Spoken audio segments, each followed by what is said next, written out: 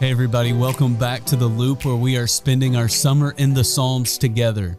This week we're looking at Psalm 51 and we're asking the question, what should we do when we've really blown it? In this chapter, David is having to own the fact that he slept with another man's wife. He's working through all that with God, and in the process, he's showing us what we should do when we've really blown it in our lives as well. The question today is this: when we've blown it, what does God want us to do? Listen to what David says in verses 16 and 17.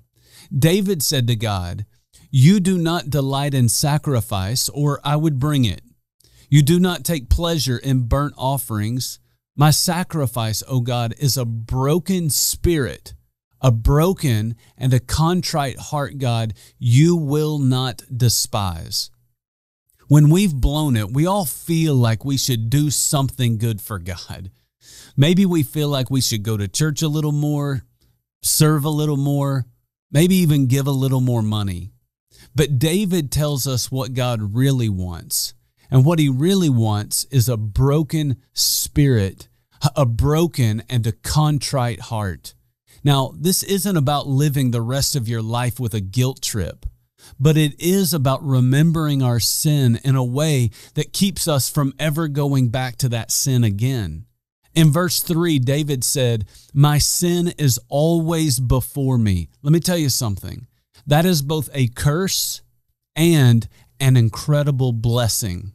When your sin is always before you, it is highly unlikely that you will make that same mistake again. You know what you are capable of. You know the pain that your sin has produced in your life and in the lives of other people, and you don't want to go down that road again. And yet, this is where so many of us are missing it. People today aren't struggling with the guilt trip. Most people today are struggling to admit that there's a problem at all.